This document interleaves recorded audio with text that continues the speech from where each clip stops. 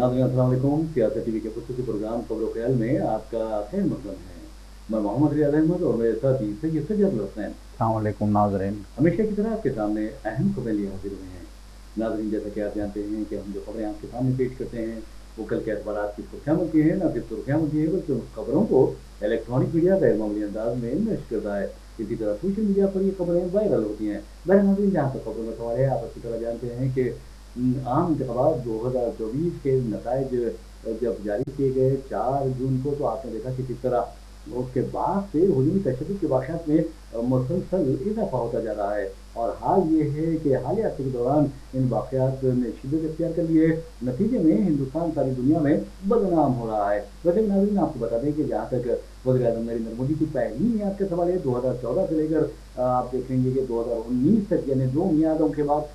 यानी और 2019 से लेकर 2023 यानी दूसरी मियाद के दौरान आपने देखा कि किस तरह पहली और दूसरी मियाद में हुजूमी तशद्दुद के मुताबिक वाक़यात पेश आए। कभी लव जिहाद के नाम पर, तो कभी बीफ के नाम पर, कभी गाँव-कची के नाम पर, कभी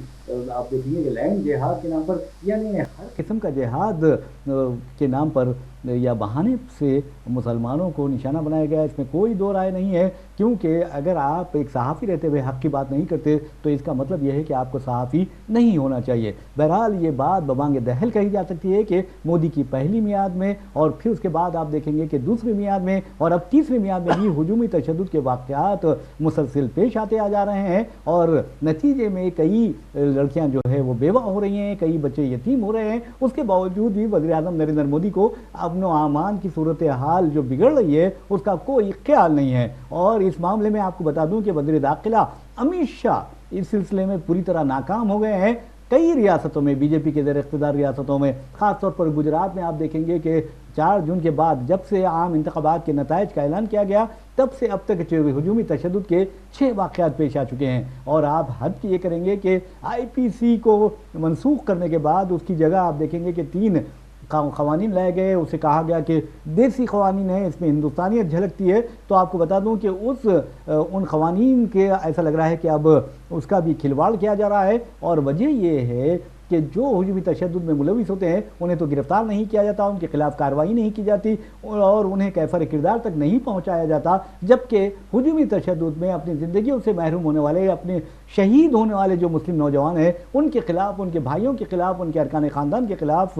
यानी संगीन दफ़ात के तहत मुकदमात दर्ज कर लिए जाते हैं। ये जो मुतासिबाना रवैया है, ये जो जानिबदाराना कार्रवाई है, ये जो तासुब है, मैं समझता हूँ कि ये तासुब हिंदुस्तान को आलमी सतह पर बदनाम करके रख देगा और रख भी रहा है। ऐसे में जो शख्स नाअहल हो, अनफिट हो अपने फ़राइज़ की अंजामदही में, उसे फ़ौरन इस्तीफ़ा दे देना चाहिए। ये आवाज़ें अब सारे हिंदुस्तान से उठ रही हैं। और आपको यही बता दूं कि अमित शाह पर उंगली उठाई जा रही है कि अमित शाह हुजूमी तशद्दुद के वाक़यात पर काबू पाने में बिल्कुलिया तौर पर नाकाम रहे हैं और वो वज़ीर दाखिला हैं और लॉ एंड ऑर्डर का जो सूरत हाल है वो उसके ज़िम्मेदार हैं। ऐसे में सख्त से सख्त क़वानीन हुजूमी तशद्दुद को रोकने के लिए, फ़िरक़ा वाराना तशद्दुद को रोकने के लिए बनाने चाहिए। मिसाल के तौर पर आप देखेंगे कि किस तरह उत्तर प्रदेश की जो हुकूमत है वो अब अगर आप कहेंगे ये हुजूमी तशद्दुद है तो फिर समझिए आपकी खैर नहीं है, आपके खिलाफ पुलिस मुकदमात दर्ज कर लेगी। और ऐसे ही वाक़यात पेश आए हैं। आपको बता दूं कि 4 जुलाई को एक वाक़या पेश आया जिसमें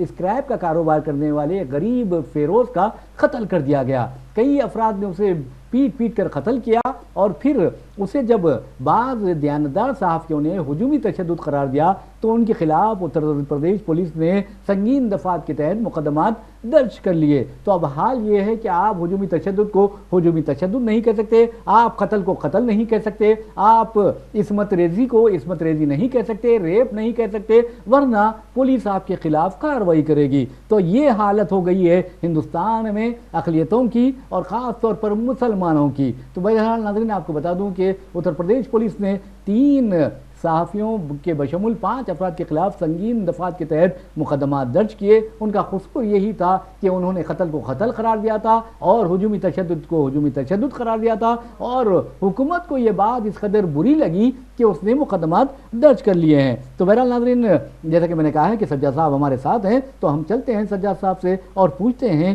کہ آخر اس طرح کی صورتحال کے بارے میں مودی حکومت مجرمانہ خاموشی اختیار کیوں کیے ہوئے ہے؟ دیکھیے، افسوسناک پہلو یہ ہے کہ آپ کہہ رہے ہیں کہ مودی حکومت مجرمانہ خاموشی اختیار کیے ہوئے ہیں، جی، لیکن آپ عام انتخابات کے وزیر اعظم مودی کی اگر تقریریں سنیں گے جی تو آپ کو اس بات کا احساس ہو جائے گا کہ مودی مجرمانہ خاموشی نہیں بلکہ ان کی تقریروں سے انہوں نے نفرت کو بڑھاوا دینے کا کام کیا۔ بہت ساری مثالیں ہیں، 2-3 مثالیں آپ نے بھی سنی ہیں۔ انہوں نے کہا تھا کہ زیادہ بچہ پیدا کرنے والوں کو آپ کے ریزرویشن دے دیے جائیں گے۔ انہوں نے کہا تھا کہ جو گھسپیٹیے ہیں ان کو آپ کی جائیداد، آپ کا سونا، آپ کی سمپتی آپ سے چھین کر ان کو دے دی جائے گی اگر آپ بی جے پی کو ووٹ نہیں دیں گے۔ ان کا جو ہے یہ دھمکی تھی سیدھے سیدھے کہ اگر آپ بی جے پی کو ووٹ نہیں دیں گے، اگر آپ انڈیا الائنس کو ووٹ دیں گے تو پھر آپ کی جائیداد چھین کے اس بیٹیوں کو دے دی جائے گی، مسلمانوں کو دے دی جائے گی، زیادہ بچے پیدا کرنے والوں کو دے دی جائے گی۔ ایک وزیر اعظم کے منہ سے اگر اس طرح کی باتیں نکلتی ہیں تو پھر اس کا کیا مطلب لیا جائے؟ اس کا صاف واضح مطلب یہ ہے کہ وزیر اعظم خود کھل کے جو ہے ایک ہندوستان کی دوسری بڑی اکثریت کے تعلق سے جو ہے اس طرح کی نفرت اپنے دل میں رکھتے ہیں، اور ان کا جو ہے یہ ماننا ہے کہ مسلمانوں کے خلاف نفرت پیدا کر کے ہی بی جے پی کی بقا رہے گی، ان کے اقتدار کی بقا رہے گی۔ تو ایسا شخص جو عام انتخابات میں اس طرح کی زبان استعمال کرتا ہے، ایسا شخص جو ہے مسلمانوں کو براہ راست جو ہے نشانہ بناتا ہے، ایسا شخص جو قسم کھاتا ہے کہ میں جب تک زندہ ہوں مسلمانوں کو ریزرویشن لینے نہیں دوں گا، مسلمانوں کو ریزرویشن کا حق نہیں دوں گا، ایسے شخص سے آپ توقع بھی کیا کرتے ہیں؟ جی دیکھیے، تیسری بار وہ اقتدار میں آ گئے ہیں، اور پھر یقیناً تیسری بار جیسا کہ ابھی آپ نے کہا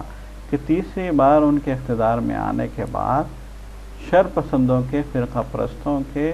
حوصلے ایک بار پھر بلند ہو گئے ہیں، اور ان ریاستوں میں جہاں بی جے پی کی سرکار ہے، مثال کے طور پہ یو پی، مثلا جو ہے گجرات ہے، یو پی ہے، مدھیہ پردیش ہے، وہاں سے مسلسل یہ خبریں آ رہی ہیں کہ وہاں پہ جو ہے مسلمانوں کو نشانہ بنایا جا رہا ہے، ان کے تعلق سے نفرت کا ماحول پیدا کیا جا رہا ہے، اور جو ہے ہجوم تشدد کے واقعات بھی ہو رہے ہیں۔ بہانے سے، چھوٹے چھوٹے بہانے سے، کسی نہ کسی بہانے سے پیٹ کے مارا جا رہا ہے، مسلمانوں کو قتل کیا جا رہا ہے۔ اور افسوس کا مقام یہ ہے کہ انتظامیہ اور پولیس بھی جو ہے اس سلسلے میں مجرمانہ خاموشی اختیار کیے ہوئے ہے، اور پوری دیانتداری کے ساتھ جو ہے اپنا فرض نہیں نبھا رہی ہے۔ یہ بھی سب سے بڑا المیہ ہے، اور افسوس کی بات یہ ہے کہ دیانتداری سے اپنا فرض نہیں نبھانے والوں کے خلاف جب معاملہ مسلمانوں کا ہوتا ہے تو کوئی کارروائی نہیں ہوتی۔ اب آپ دیکھیے، ہاتھرس میں اتنا بڑا حادثہ ہو گیا، 120 لوگوں کی جان چلی گئی، ایک بھولے بابا کے جو ہے چکر میں ہزاروں لوگ جو ہے وہاں پہ جو ہے مصائب کا شکار رہے، اور 120 لوگ معمولی بات نہیں ہے، 120 لوگوں کی جان جانا، 120 لوگوں کی جان گئی۔ ایس آئی ٹی کو معاملہ سونپا گیا، اور ایس آئی ٹی نے جو ہے کیس بنایا اور ایک رپورٹ جاری کی جس میں منتظم کے خلاف جو ہے شکایت درج کروائی گئی، ضلع کلکٹر کے خلاف شکایت درج کروائی گئی، ضلع ایس پی کے خلاف شکایت درج کروائی گئی، لیکن وہ جو اس سارے جو ہے معاملے کا جو ہے کرتا دھرتا تھا، جسے بھولے بابا کے نام سے یاد کیا جاتا ہے، اس کے خلاف کوئی کیس نہیں ہے، اس کو کلین چٹ دے دی گئی ہے۔ تو جب پولیس ہی جو ہے اس طرح سے جانبداری کا کام کرتی رہے گی، اور جب پولیس جو ہے مجرموں کو قرار واقعی سزا نہیں دے گی، تو پھر اس طرح کے حالات جو ہے مزید سنگین ہوتے جائیں گے۔ حوصلہ افزائی جو ہے ہو رہی ہے، آپ دیکھیے گروگرام میں جب جو ہے گزشتہ برس جو ہے فساد برپا ہوا تھا، مسجد کے اندر گھس کے مسجد کے امام کو جو ہے شہید کیا گیا تھا، اور سڑک پہ آپ نے جو ہے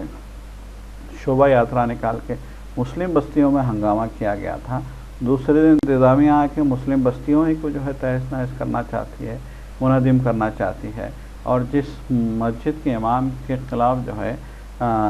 जो मतलब है कि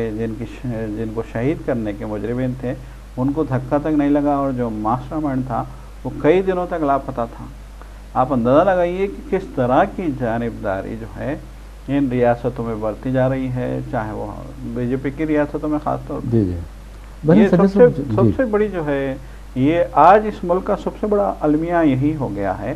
कि पुलिस और इंतज़ामिया अगर इस तरह से जानिबदारी जो है बरतती रहे तो फिर आम आदमी जाए तो कहाँ जाए। एक बात है, देखिए सज्जा साहब, जैसा कि आपने कहा है कि इमाम मस्जिद का जब कत्ल किया जाता है, उन्हें शहीद किया जाता है, तो मुज़लिमीन को गिरफ्तार नहीं किया जाता। ये पुलिस की और हुकूमत की जानिबदारी की वाज़ेह मिसाल है। मैं समझता हूँ कि बदतरीन मिसाल है। और आप देखेंगे कि वज़ीर-ए-आज़म नरेंद्र मोदी हो या वज़ीर दाखिला अमित शाह हो, ये सिर्फ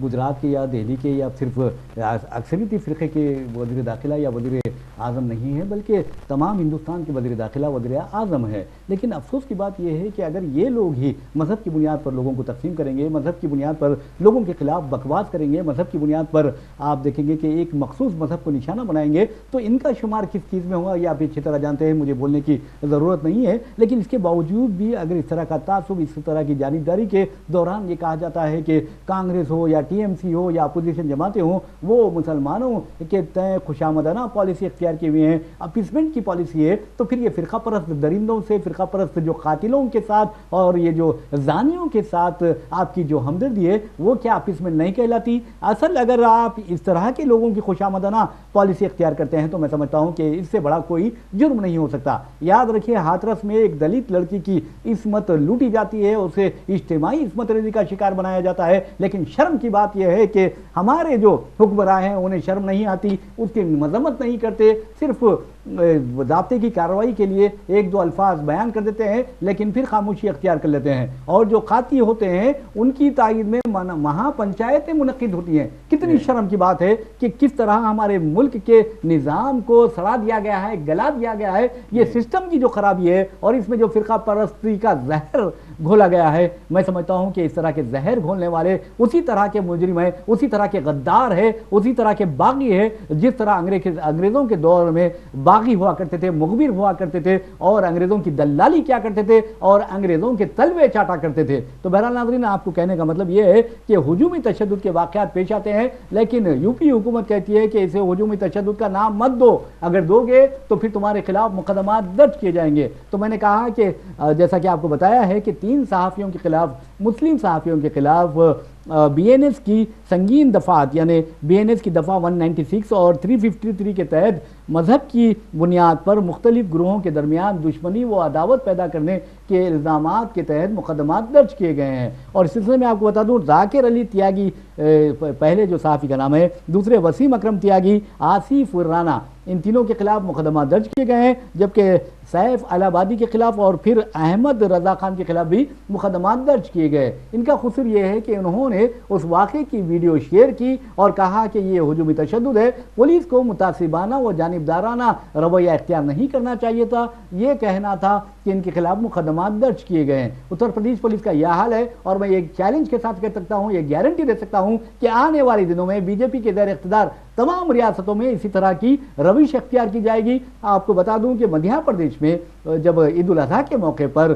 मुसलमानों के घरों पर हमले किए गए और 13 मुस्लिम घरानों के या घरों को बुलडोज़र चलाते हुए मुनहदिम कर दिया गया। कसूर क्या था? कसूर ये था कि उनके रेफ्रिजरेटर्स में बीफ निकलने का बहाना बनाया गया। तो आप अंदाज़ा कर सकते हैं कि बीफ निकलने पर 13 घरों को मिस्मार कर दिया जाता है, लेकिन कई ऐसे वाक़यात होते हैं जहां पर दलित लड़कियों की इस्मतें तार तार की जाती हैं, लेकिन हुकूमतों को और निफाज क़ानून की एजेंसियों को शर्म नहीं आती, उनके घर पर बुलडोज़र नहीं चलाए जाते। उत्तर प्रदेश के हाथरस में 121 लोग भगदड़ में मारे जाते हैं एक भोले बाबा के आश्रम में, उससे बुलडोज़र तो वहाँ पर नहीं चलाया जाता। तो आप अंदाज़ा कीजिए कि ये सिर्फ और सिर्फ तासुब बढ़ता जा रहा है, जानिबदारी बढ़ती जा रही है और इसमें कोई दो राय नहीं है कि इसके जरिए मुसलमानों को निशाना बनाया जा रहा है। ये मैं नहीं कह रहा हूं, बल्कि खुद पार्लियामेंट में राहुल गांधी ने यही बात की है। और आपको बता दूं, अफसोस दर अफसोस के उन राहुल गांधी के उन रिमार्क्स को स्पीकर ने हजम भी कर दिया रिकॉर्ड से।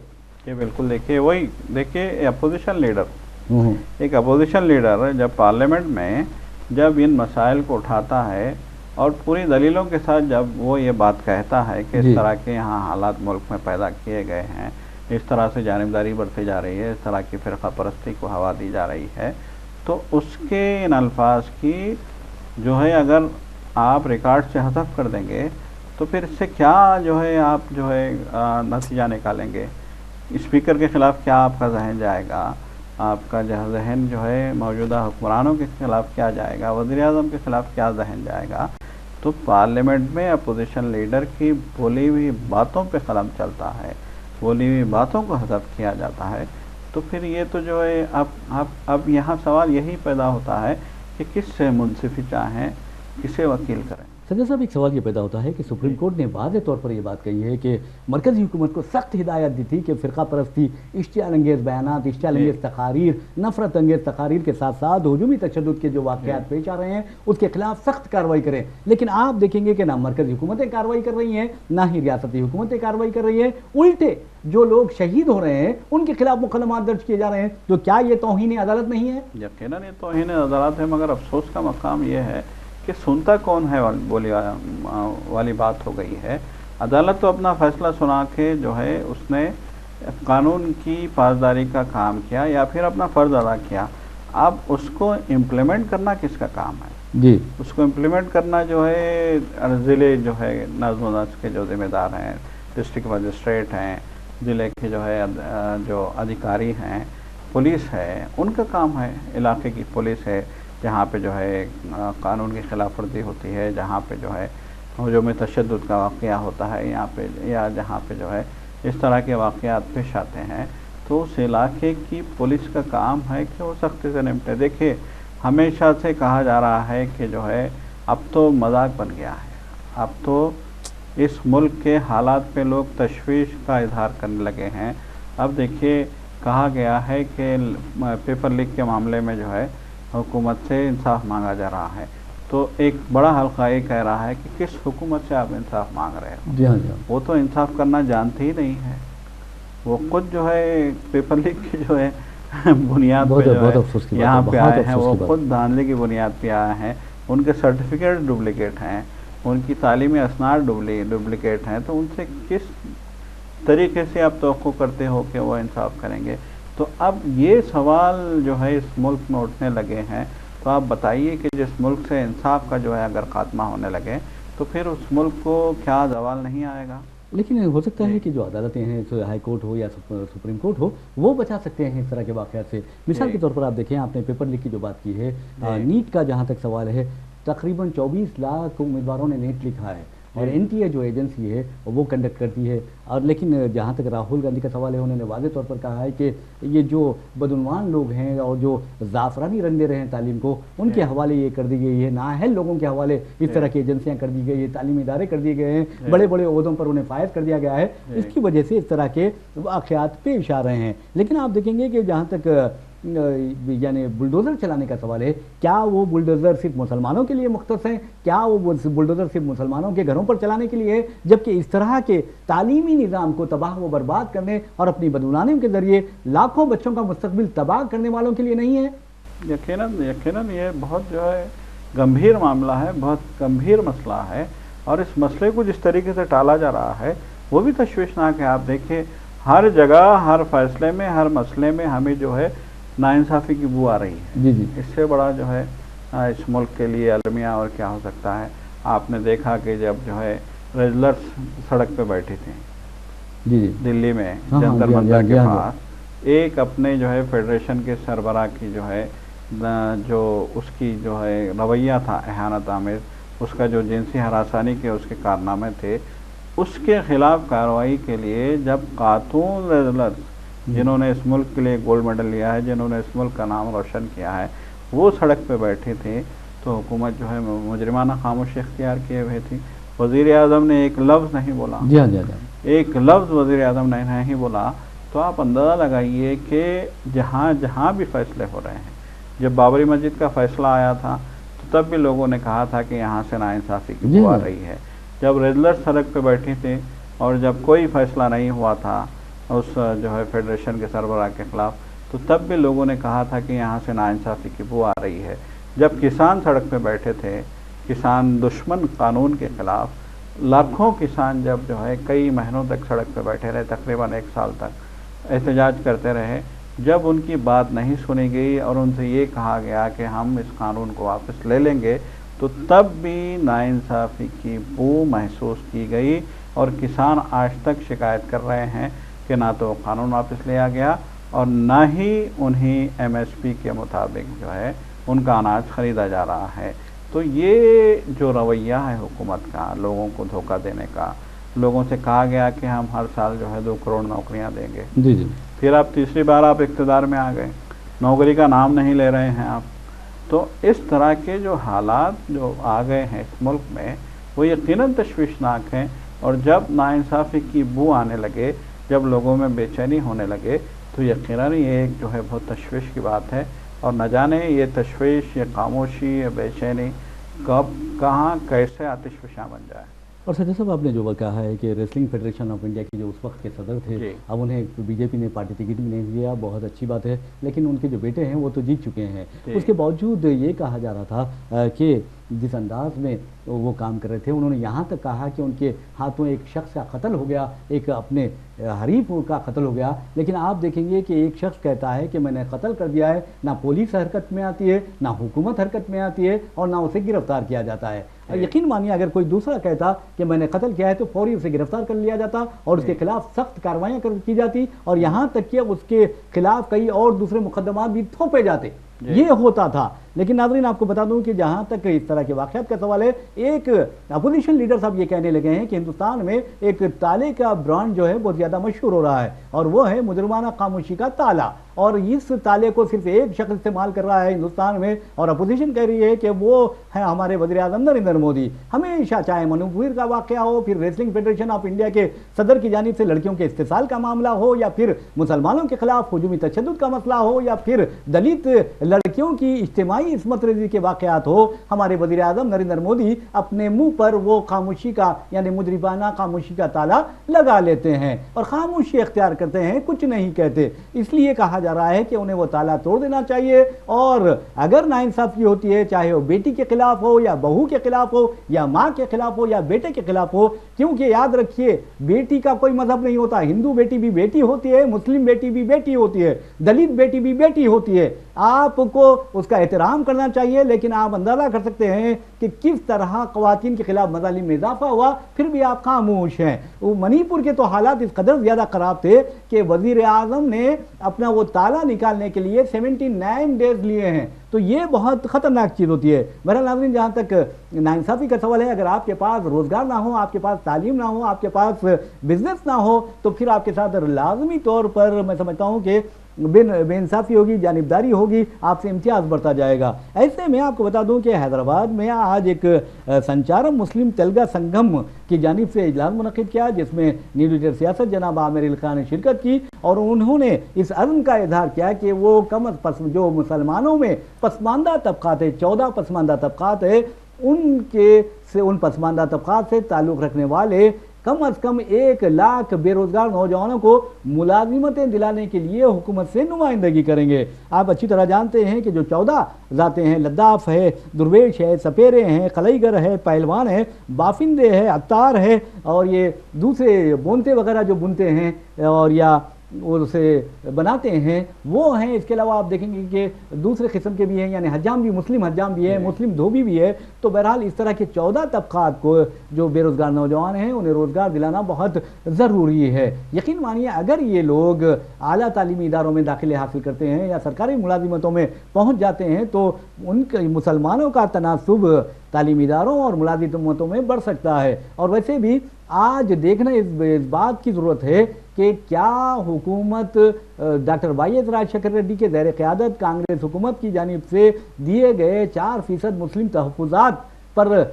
سنجیدگی سے عمل کر رہی ہے یا نہیں کر رہی ہے، یہ دیکھنا ضروری ہے، کیونکہ کئی محکمہ جات میں جب تقررات کی بات آئی تو یہ رپورٹس منظر عام پر آئی تھی کہ وہاں 4% تحفظات پر عمل نہیں کیا گیا۔ کہ بالکل دیکھیں یہ ایک بہت اہم مسئلہ ہے، اہم معاملہ ہے اور اس پہ فی الواقعی سنجیدگی سے جو ہے عمل کرنے کی ضرورت ہے۔ اب کانگریس حکومت آئی ہے، یقیناً جو ہے سابقہ حکومت ٹی آر ایس کی KCR کی حکومت نے جو ہے 14% تحفظات دینے کا مسلمانوں سے وعدہ کیا تھا اور 12% تحفظات دینے کا وعدہ کیا تھا، لیکن 10 سال میں بھی وہ جو ہے اپنا وعدہ وفا نہیں کر پائے اور راجشیکھر ریڈی کے دور میں جو ہے مسلمانوں کو دیے گئے تحفظات کا ہی جو ہے سلسلہ چلتا رہا، اور اب پھر جو ہے کانگریس کی حکومت آئی ہے تو کانگریس سے اقلیت اور مسلمان جو ہے بہت توقعات رکھتی ہے بہت۔ اب دیکھیے ابھی تک تو جو ہے کانگریس الیکشنز میں الجھی ہوئی تھی، اب عام انتخابات ختم ہو چکے ہیں اور بجٹ سیشن بھی شروع ہونے والا ہے، تو ضرورت اس بات کی ہے کہ یہ جو مسئلے کو یہاں پہ اٹھایا گیا ہے اس مسئلے پہ سنجیدگی سے غور کیا جائے اور ان پسماندہ طبقات سے تعلق رکھنے والے مسلمانوں کو جو ہے نوکریاں دینے کی جانب حکومت سنجیدہ اقدامات کرے۔ جی بالکل صحیح کہا بہرحال ناظرین، ایک اور خبر کی جانب چلتے ہیں اور اس خبر کا تعلق ہندوستانی کرکٹ ٹیم یعنی T20 ورلڈ کپ کی جو فاتح ٹیم ہے اس کے میں شامل محمد سراج سے ہے۔ محمد سراج نے آج چیف منسٹر ریونت ریڈی سے ملاقات کی۔ اس موقع پر آپ کو بتا دوں کومٹ ریڈی وینکٹ ریڈی اور سابق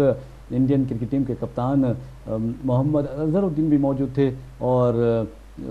پی سرینواس ریڈی بھی موجود تھے۔ تو آپ کو بتانے کا مقصد یہ ہے کہ محمد سراج نے نہ صرف چیف منسٹر سے ملاقات کی انہیں، بلکہ وہ جرسی بھی پیش کی، ونر ٹیم کی جرسی بھی پیش کی اور چیف منسٹر نے انہیں نندی کا نمونہ پیش کیا۔ تو بہرحال حالیہ عرصے کے دوران آپ نے دیکھا کہ ریونت ریڈی نے جب دہلی میں وزیر اعظم نریندر مودی سے ملاقات کی تھی اس وقت بھی انہوں نے نندی کا ماڈل بطور تحفہ وزیر اعظم کو پیش کیا تھا، سراج کو بھی وہی پیش کیا۔ تو بہرحال سراج قابل مبارکباد ہیں اور وہ چیف منسٹر بھی کہ انہوں نے حوصلہ افزائی بھی کی ہے۔ یہ حوصلہ افزائی اگر کی جاتی ہے سرکاری سطح پر تو میں سمجھتا ہوں کہ دوسرے نوجوان بھی اس جانب راغب ہو سکتے ہیں اور ملک کا نام بھی روشن کر سکتے ہیں۔ سجا صاحب ایک بات دیکھیے کہ 125 کروڑ روپے BCCI نے انعام کا اعلان کیا جس میں سے 5 کروڑ روپے سراج کو ملیں گے۔ اسی طرح آپ دیکھیں گے کہ 11 کروڑ روپے ایکناتھ شنڈے چیف منسٹر مہاراشٹر نے اعلان کیا ہے۔ اب دیکھنا ہے کہ چیف منسٹر نے ان کے لیے کوئی نقد رقم کا تو اعلان نہیں کیا، اب کیا کریں گے آگے؟ یقیناً اب یہ جو ہے ریاستی حکومت کی ذمہ داری ہے کہ جس نے ایک ٹیم کو فاتح بنانے میں اپنا اہم کردار ادا کیا ہے اس کی حوصلہ افزائی کے لیے کس نوعیت کی مالی امداد کا جو ہے موجودہ سرکار اعلان کرتی ہے۔ اس سے پہلے آپ کو یاد ہوگا کہ KCR نے بھی جب ایک ریزلر جو ہے عالمی خطاب لے کے آئی تھی یہاں تلنگانہ کی نظام آباد کی ریزلر آئی تھی تو انہوں نے جو ہے باکسر انہوں نے جو ہے بہت ان کی حوصلہ افزائی کی تھی اور نکھت زرین کی حوصلہ افزائی کی تھی اور پھر جو ہے ان کے لیے نہ صرف جو ہے زمین الاٹ کی گئی تھی گھر بنانے کے لیے بلکہ ان کو جو ہے ایک بڑی رقم بھی دی گئی تھی کہ تاکہ وہ آنے والے مقابلوں کے لیے اپنے آپ کو فٹ رکھ سکیں اور اچھی سے اچھی ٹریننگ جو ہے وہ حاصل کر سکیں۔ تو یقیناً جو ہے حکومتوں کی سرپرستی کے بعد ہی جو ہے کھلاڑی نکھرتے ہیں اور ریاست کا بھی ملک کا بھی نام روشن کرتے ہیں۔ بہرحال ناظرین اسی کے ساتھ ہم اپنا پروگرام خبر و خیال اختتام کو پہنچاتے ہیں۔ مجھے محمد ریاض احمد اور میرے ساتھی سید سجاد الحسین کو اجازت دیجیے، انشاءاللہ پھر ملاقات ہوگی، پھر بات ہوگی، تب تک کے لیے اللہ حافظ۔ خدا حافظ۔